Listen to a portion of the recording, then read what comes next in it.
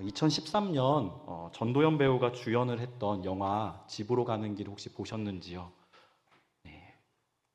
네, 포스터를 한번 보여주시겠어요? 네. 네, 왼쪽에 있는 그림이 이제 집으로 가는 길의 포스터이고, 또 영화 왼편에 보시는 것이 영화 속의 한 장면을 제가 좀 캡처해서 가져온 것입니다. 이 영화는 실제 사건을 바탕으로 만들어져서 이 영화를 보신 분들에게는 큰 울림을 받았던 작품이었을 것입니다. 영화를 못 보신 분들을 위해서 조금 간략하게 소개를 드리겠습니다. 이 전도연 배우가 맡았던 그 여인이 남편 친구의 부탁을 들어주게 됩니다.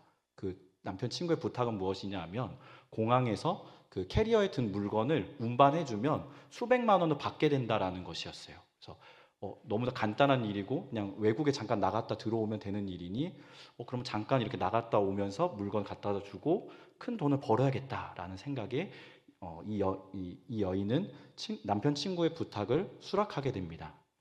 그래서 물건을 운반하게 되는데요.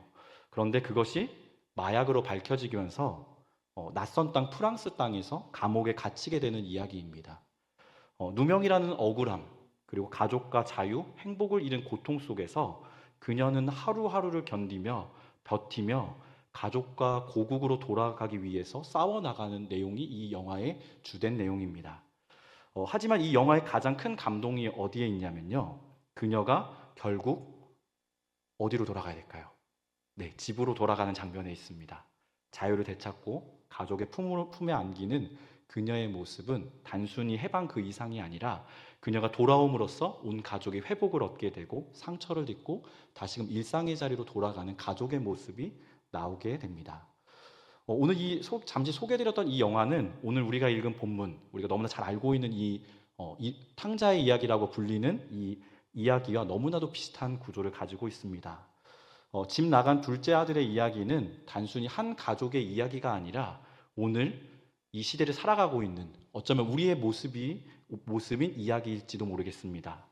우리는 모두 언젠가 둘째 아들처럼 하나님을 떠나서 먼 나라로 떠난 적이 있습니다. 그리고 아직 먼 나라에서 돌아오지 못한 아들 또한 우리 곁에 있습니다.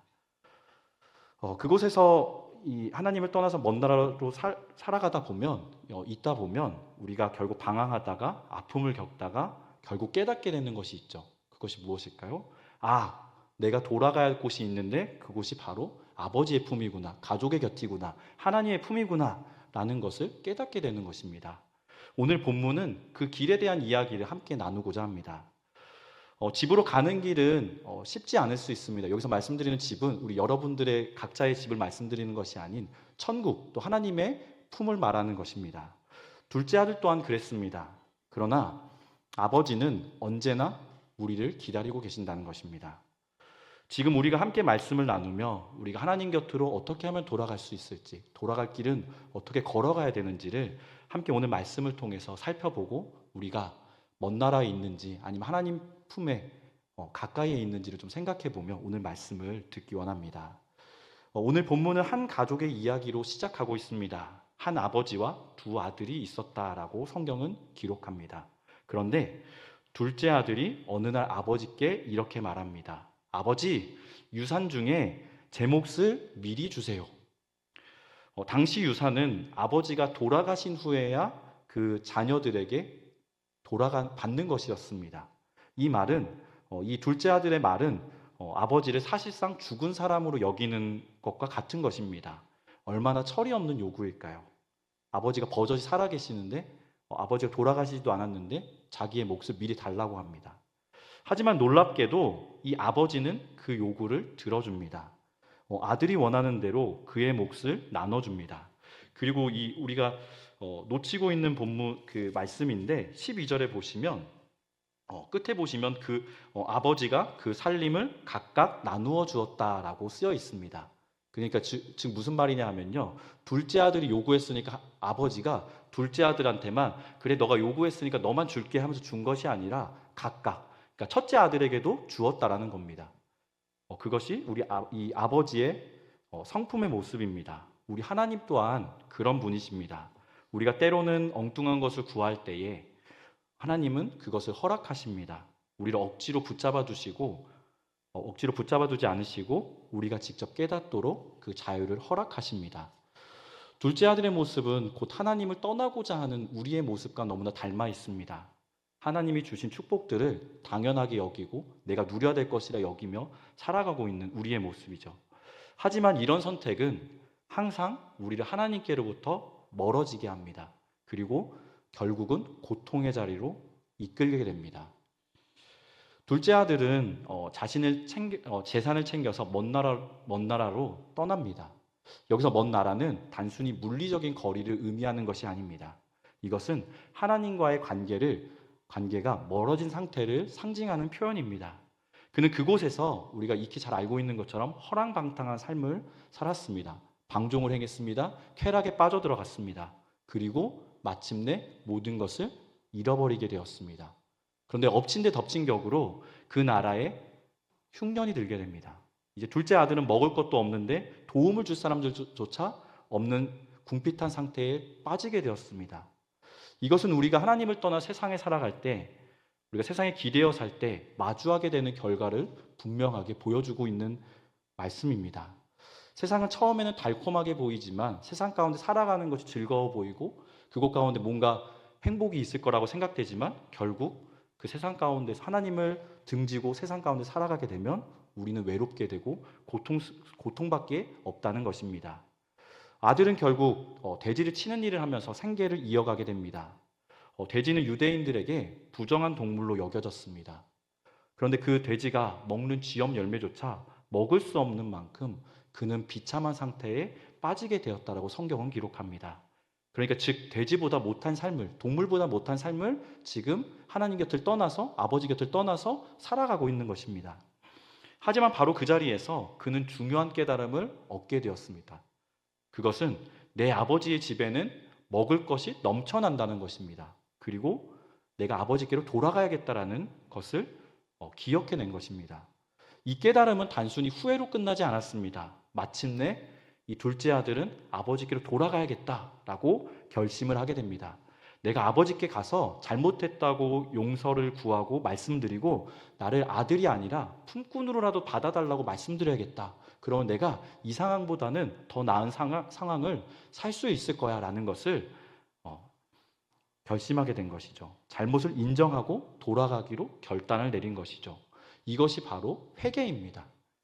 아들은 아버지께로 돌아갑니다. 그런데 놀라운 장면이 펼쳐지는데 그 장면은 아버지가 둘째 아들을 멀리서부터 보고 둘째 아들을 향해서 먼저 달려갔다는 것입니다. 둘째 아들은 아버지가 달려오는 모습을 보면서 얼마나 두려웠을까. 내가 이제는 아버지 품을 떠나서 아버지가 주신 재산들 다 잃어버렸으니 이제 아버지에게 죽을 거나 아니면 매를 맞거나 쫓겨나거나 뭐 그런 일들만 벌어지겠다라고 생각을 했는데 아버지가 와서 아들이 잘못을 고백하기도 전에 아들의 목을 끌어안고 입을 맞춥니다. 그뿐만이 아니라 아버지는 가장 좋은 옷을 입히고 손에 가락지를 끼우고 발에 신을 신기며 아들을 다시 가족의 일원으로 회복시켜줍니다.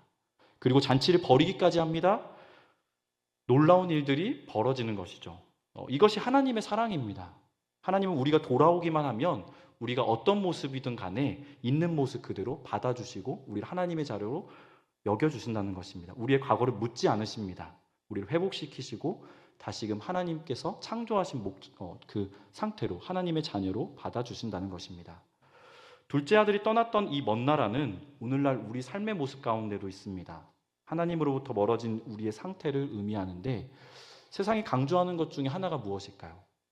세상에 살아가려는 우리 청년들은 성공해야 된다, 돈 많이 벌어야 된다, 이름 석자를 다른 사람들에게 알려야 된다, 뭐 어디 이제 인터넷 치면 내 이름이 이렇게 쭉 나와야 된다라는 얘기를 듣곤 합니다. 성공과 부가 다다라고 세상 사람들은 말을 합니다. 그래서 많은 사람들이 물질적인 풍요로움이 행복의 기준이라고 생각하며 오늘도 쉬지 않고 또 세상 가운데에서 열심히 일을 하며 자신의 목표를 향해서 그 돈을 많이 버는 것을 향해서 달려갑니다.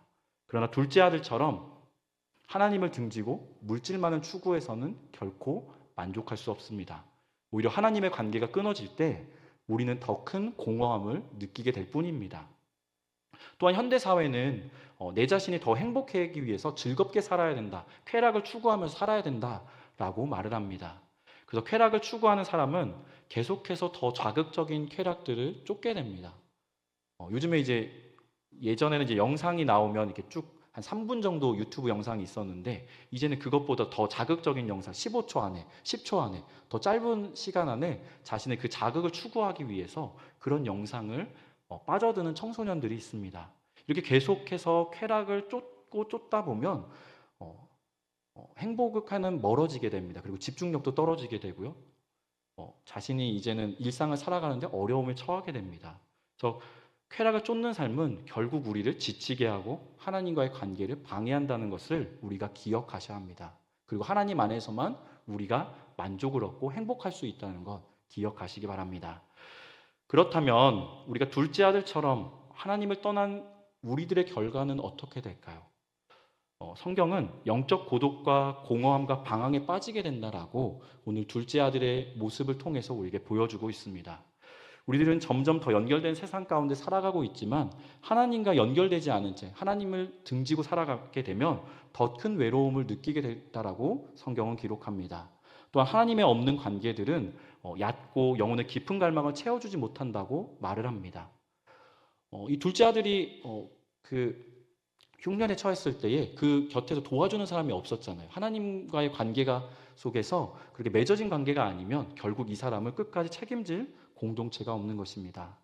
또한 세상이 줄 수 없는 이 평안을 하나님 없이 찾으려 하면 오히려 더 큰 공허함, 혼란에 빠지게 됩니다. 우리가 하나님께 돌아가야 될 이유는 단순합니다. 그분만이 우리의 참된 안식처이기 때문입니다. 그분만이 우리의 집이기 때문입니다. 그래서 우리가 돌아가야 되는 것입니다. 하나님 안에서만 우리는 진정한 평화와 기쁨을 누릴 수 있습니다. 그렇기 때문에 우리가 하나님께로 돌아가야 되는 것입니다.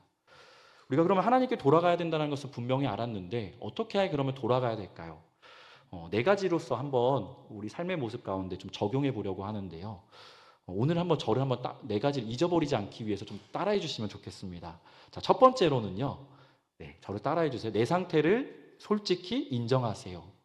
내 상태를 솔직히 인정하세요. 네, 내 상태를 제대로 알고 인정해야 합니다. 둘째 아들이 자신이 처한 비참한 현실을 인정했습니다. 내가 이곳 가운데 있으면 행복할 수 없어. 내가 아버지께로 돌아가야 돼. 뭔가 문제가 있어라는 것을 인정했던 것처럼 돼지 먹이조차 먹지 못하는 상황에서 그는 여기가 행복할 수 있어 하면서 자신을 속인 것이 아니라 아버지께 돌아가야 된다는 것을 인정했습니다. 내가 이대로는 안 되겠다. 여기는 내가 있을 자리가 아니야. 라는 것을 깨달았습니다. 우리는 지금 어디에 있으신가요? 우리 교회 주소는 증산로 230일인데 이 지리적인 주소 말고요. 우리의 영적인 자리 가운데 우리는 지금 하나님 곁에 머무시나요? 아니면 다른 곳에 오늘 이제 교회를 이제 예배가 끝나고 나면 다른 곳을 향해서 하나님보다 다른 것을 추구하며 그곳을 생각하지는 않으시나요?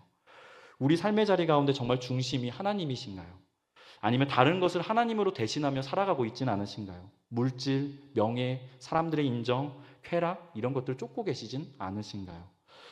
이런 것들이 우리의 삶을 채우고 있진 않는지 오늘 말씀을 통해 좀 돌아보기 원합니다.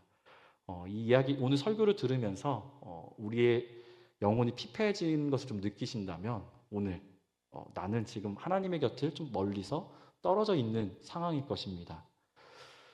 그것을 부인하지 않고 인정하는 것에서부터 출발하셨으면 좋겠습니다. 나는 하나님의 자녀야. 물론 하나님의 자녀죠. 근데 하나님은 우리와 늘 함께 하시는데 내가 하나님 곁에 있지 않으면 하나님의 자녀라고 할 수 없을 것입니다. 내 상태가 어떤지를 먼저 인정하는 것부터 출발하시기 바랍니다. 자, 두 번째는요. 회개의 결단을 내리세요. 우리 한번 따라해 보시겠어요? 네, 두 번째는 회개의 결단을 내리세요. 네, 둘째 아들이 가장 잘한 일은 돌아가기로 결단한 것입니다. 그리고 단순히 후회만 하고 끝난 것이 아니라 내가 일어나 이제 아버지께로 가야겠다라고 고백을 한 것입니다. 오늘 우리가 읽지 않았지만 이 11절부터 24절까지에는 내가 일어나서 아버지께로 가서라는 그 표현이 두 번이나 반복됩니다. 그가 생각을 했고 마침내 우리가 읽었던 본문에서는 그가 행동으로 옮겼습니다. 그냥 생각만 한 것이 아니라 행동으로 옮겼다는 것입니다.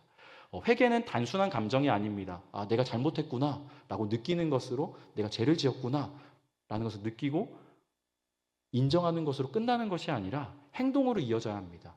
내가 하나님께 잘못해서 용서를 구하고 내가 이 죄로부터 떠나야 되는 겁니다. 돌이켜야 되는 겁니다. 오늘 내가 하나님께로부터 돌아가기 위해서 결단해야 될 것이 무엇인지를 생각해 보시기 바랍니다. 제일 먼저 우리가 죄를 끊어야 할 것입니다. 반복적으로 짓고 있는 죄들이 있다면 그것을 놓고 하나님께 기도하며 하나님, 제가 이 죄로부터 떠나기 원합니다. 하나님께로 돌아가기 위해서 내 발목을 잡고 있는 이 죄를 끊기 원합니다. 저의 힘으로는 끊으려고 해도 아무리 해도 끊어지지 않습니다. 주님 도와주십시오. 간절히 기도하고 성령님께서 내 안에 성령의 충만함을 통해서 그것을 끊어내게 해달라고, 다른 것 생각나지 않고 하나님 안으로 충만하게 해달라고 기도하며 나아가야 합니다. 그렇게 되면 우리가 하나님께서 또 성령님께서 우리가 죄로부터 해방될 수 있도록, 자유케 될 수 있도록 도와주실 것입니다. 세 번째는요, 하나님의 사랑을 믿으세요입니다. 네, 세 번째 무엇이라고요? 하나님의 사랑을 믿으세요. 자, 우리 다시 한번 1번, 2번, 3번 잊어버리시면 안 되니까. 자, 1번 뭐였죠? 네, 내 상태를 솔직히 인정하세요. 네, 그리고 두 번째는 회개의 결단을 내리세요였고요. 네, 세 번째가 하나님의 사랑을 믿으세요입니다. 네, 둘째 아들이 아버지께 돌아가는 것이 길이 두려웠다면 왜 두려웠을까요? 내가 아버지께 지은 죄가 떠올랐기 때문에, 내가 아버지를 죽은 사람 취급하고 아버지께 유산 받았는데 그 유산 흥청망청 쓰다가 빈털터리가 되고 이제는 아버지의 명예도 실추하고 이제 돌아와서 했으니 얼마나 아버지의 고향 땅에서 얼마나 명예가 실추되고 내가 아버지 품에서 뭐가 보잘것이 없잖아요. 그런 모습을 보면서 내가 아버지께 돌아가면 매 맞진 않을까, 돌에 맞진 않을까, 그런 생각이 들었던 것이죠. 그런데 하나님의 사랑을 믿으시기 바랍니다. 오늘 이 둘째 아들이 아버지께 돌아갔을 때 아버지는 다른 말 하지 않고 그를 안아줬습니다. 왜 안아줬을까요? 이거는 조금 구약 성경을 아셔야 되는데요. 그 구약 성경에 보면 불의한 자녀들이 있을 때에 돌로 마을 사람들 죽일 수가 있었어요. 그러니 이제 아버지를 없는 사람 취급을 했으니 마을 사람들이 먼저 와서 이 둘째 아들 알아보게 되면 어떻게 될까요? 이 둘째 아들에게 돌을 던져서 죽이는 일이 일어나겠죠. 그러니 아버지가 먼저 달려와서 아들을 보호하고 데려가기 위해서, 다시금 내 아들이다라고 하면서 데려오기 위해 달려간 것입니다. 이 아버지의 사랑을 안다면 오늘 이 말씀이 굉장히 깊이 감동으로 다가오는 것이죠. 그런데 우리 또한 마찬가지입니다. 우리 하나님께서 오늘 잃어버린 둘째 아들만 돌아왔을 때에 그를 껴안아주고 그를 데리고 돌아간 것이 아니라 오늘 우리도 많은 죄를 짓고 또 하나님의 자녀로 주일은 살아가지만 나머지 6일은 하나님의 자녀와 세상 사람들과 별반 다를 바 없는 모습으로 살아가더라도 하나님께서 우리가 하나님과 함께 동행하고 하나님께 나아갈 때에 우리의 모습 책망하지 않으시고 있는 모습 그대로 받아주신다는 것입니다. 우리를 끌어안아 주시고요. 우리의 상처들을 회복시켜 주십니다. 성경은 말합니다. 로마서 5장 8절 말씀에 보시면 우리가 함께 고백하시겠습니다. 로마서 5장 8절의 말씀입니다. 우리가 아직 죄인 되었을 때에 그리스도께서 우리를 위하여 죽으심으로 하나님께서 우리에 대한 자기의 사랑을 확증하셨느니라. 아멘. 네, 우리가 아직 죄인 되었을 때에 하나님께서 하나님의 사랑을 보여주셨는데 그 사랑의 증거가 뭐라고 돼 있어요? 그리스도께서 우리를 위해서 죽으셨다. 그러니까 십자가를 통해서 하나님께서 우리를 얼마나 사랑하시는지를 보여주셨다라고 말을 합니다. 우리가 뭔가 잘나서가 아니라 우리가 죄인 되었는데 아무것도 아닌데 죄인 되었을 때 우리에게 사랑을 보여주셨다라고, 십자가를 통해 보여주셨다고 로마서는 기록합니다. 오늘 그렇다고 한다면 우리가 죄를 짓고 때가 묻고 하더라도 하나님께 다시금 달려갈 수 있는 이유는 이 로마서 5장 8절 말씀입니다. 또 이 말씀 아니더라도 하나님께서 우리가 죄를 자복하면 그 죄를 용서하시겠다고 신약부터 구약, 그 성경 66권 안에 여러 표현들이 있습니다. 하나님은 언제나 늘 우리가 회개하기 원하고 돌아오면 맞아주시는 분이시라는 것을 기억하고 이 사랑을 의지해서 우리가 죄를 지었을 때에, 생각났을 때에 그 죄로부터 회개하고 하나님께 돌아가는 저와 여러분 되길 소망합니다. 이제는 그럼 돌아가면 끝일까요? 아니죠. 이제 돌아갔으면 이제 다시는 떠나가지 않기 위해서 노력해야 되는데 네 번째가 바로 지속적으로 아버지 곁에 머물기에 노력하세요입니다. 하나님께 돌아가는 것만이 끝이 아닙니다. 돌아온 후에도 하나님의 집에 머무는 것이 중요합니다. 하나님 품에 안겨 있고 하나님과 늘 함께하는 것이 중요합니다. 둘째 아들은 돌아옴으로써 이제 다시금 가족의 일원이 되었습니다. 이제 그는 아버지와의 관계 속에서 지속적으로 살아가야 했습니다. 우리도 마찬가지입니다. 이제 돌아온 이후에 하나님의 자녀가 된 이후에 꾸준히 기도하고 또 말씀을 묵상하고 말씀을 암송하고 또 하나님과 관계를 유지하기 위해서 부단히 노력해야 할 것입니다.